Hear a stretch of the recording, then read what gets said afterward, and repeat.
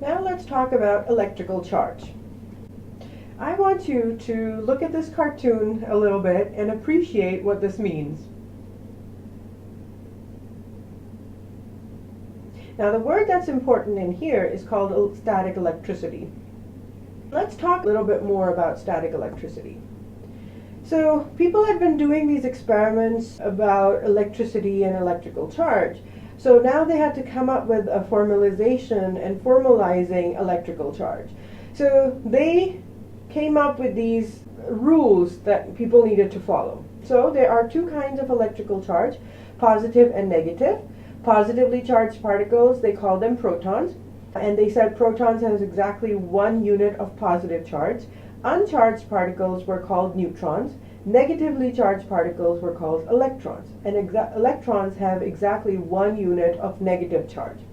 Electromagnetic force is one of the basic interactions in nature. Like charges experience repulsive forces, opposite charges are attracted to each other.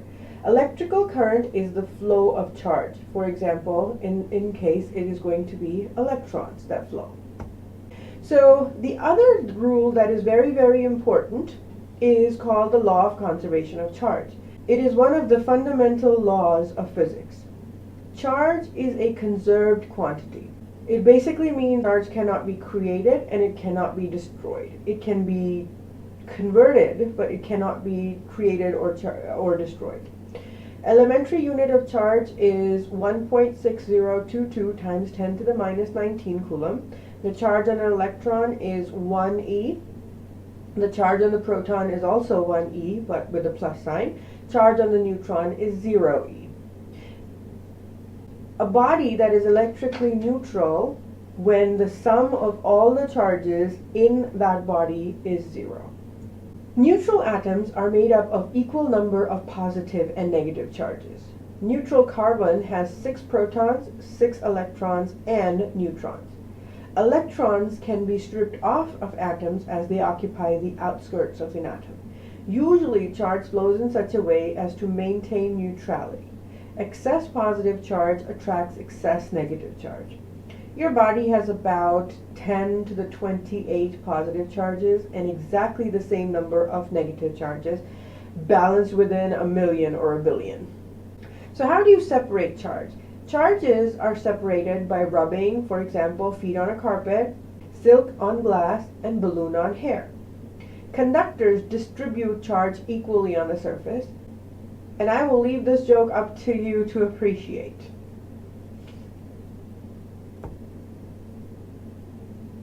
The buildup of electrical charge is called static electricity. So watch this animation, a positive charge proton resting on the doorknob. When you come closer to it, electrons are picked off. The electrons seek out the protons, and you get an electrical shock when charges go from one to the other. Lightning is an example of an electrical discharge produced from a buildup of static electricity in the clouds. Electrical charge is always quantized. What does that mean? That means when an object is charged, its charge is always a multiple of a fundamental unit of charge. Charge is always measured in coulombs. The fundamental units of charge, that is, the magnitude of a charge of a single proton, is 1.6022 times 10 to the minus 19. It cannot be anything different. That is the basic unit of charge. Polarization. Body is electrically neutral. An object can become polarized if the charges within it can be separated. So for example, if you were to hold a charged rod near a body, it will be polarized. So a positive charge here will attract the negative charge in a neutral body, and the positive charge will be repelled to the other side. This is called polarization.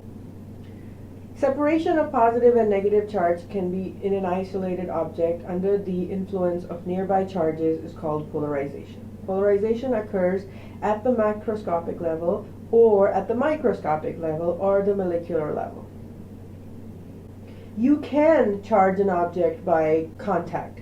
So electrons flow from copper to neutralize the positive charges at the end point of contact when the glass is removed, resulting charge on copper when the glass is removed. Induced charge. When the charge is coaxed to redistribute itself within an object, we call this charge induced charge and this process as induction. A charged rod approaches a sphere. Positive charge attracted to the negative charge in the rod, negative charge repelled by the rod. Result, attraction. Here's a little extra credit I want you guys to do. On a dry day, comb through your hair or rub against a wool sweater. Go to a sink, hold the comb near a stream of water, and tell me what happens. Exactly how you see it happening. As you can see, the comb is here and then the water flow is here. What do you observe? Does the water do absolutely nothing? Does it move close to the comb? Does it move away from the comb? It's your job to tell me how it works. Now let's do an example. An unintentional shock. The magnitude of charge transferred when you walk across a carpet. Reach out to shake hands and unintentionally give shock to a friend who might be typically about 1 nanocoulomb. If the charge is transferred by electrons only, how many electrons are transferred? B. If your body has a net charge of minus 1 nanocoulomb, estimate the percentage of excess electrons.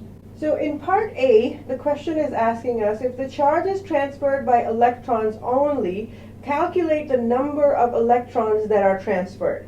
The number of transferred electrons, transferred will be equal to the quantity of charge divided by the charge on each electron. So basically what is happening is we want to know the number of electrons that are transferred, which are equal to the quantity of the charge that's transferred times the charge on each electron that is transferred. So what are we given? We are given the magnitude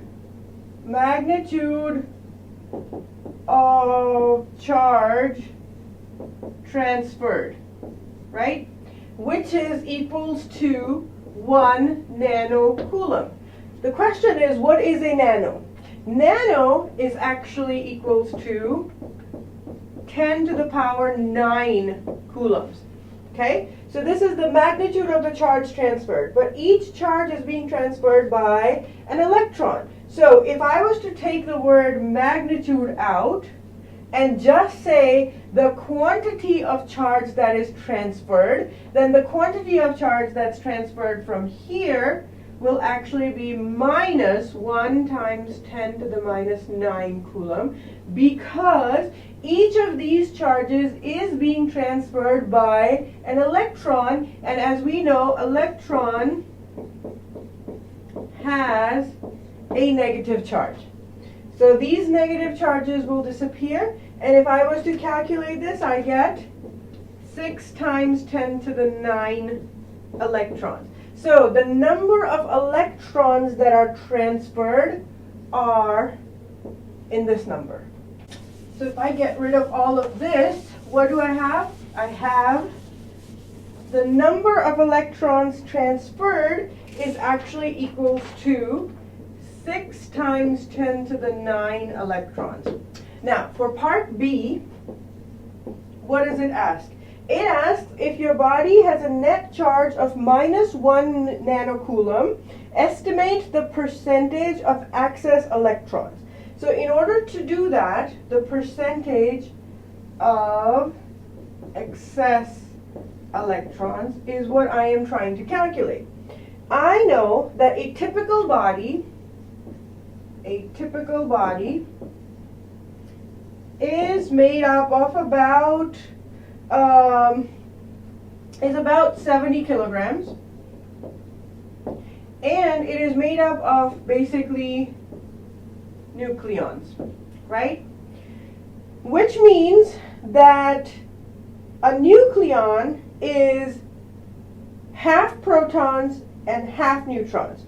So if I was to say this, it would be 1/2 proton plus 1/2 neutrons.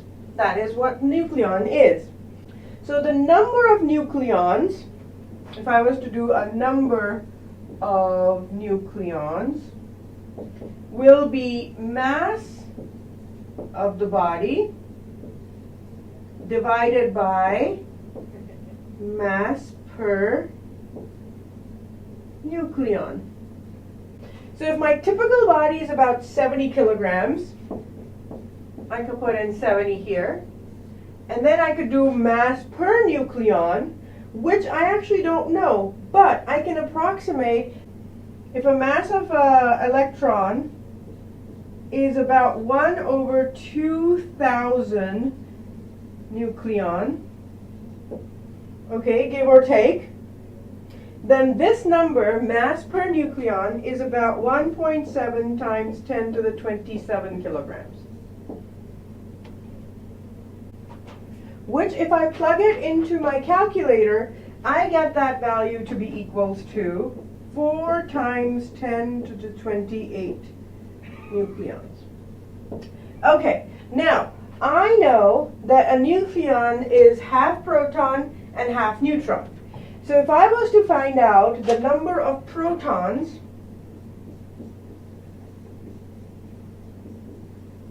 right?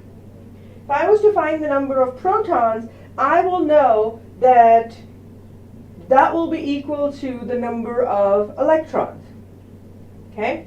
So I know this is going to be 1/2 the number of nucleons, which obviously I have over here, which is 4 times 10 to the 28 divided by 2, which gives me 2 times 10 to the 28 protons. So a body is electrically neutral. That means the number of protons should equal the number of electrons. So this means that this should be the same number as the number of electrons in the body. Okay? Once I have the number of electrons, I need to find the percentage of excess electrons, or the electrons that I have in excess to the normal typical body. Okay? So if I know that the number of electrons that were transferred from part A were 6 times 10 to the 9 electrons, and this is a typical electron, so the number of excess electrons would be 6 times 10 to the 9 divided by 2 times 10 to the 28. And if I have to do a percentage, which means I have to multiply it with 100 to give me the answer in percent. Okay? Once I calculate that, I get that this is equals to 3 times 10 to the 17%.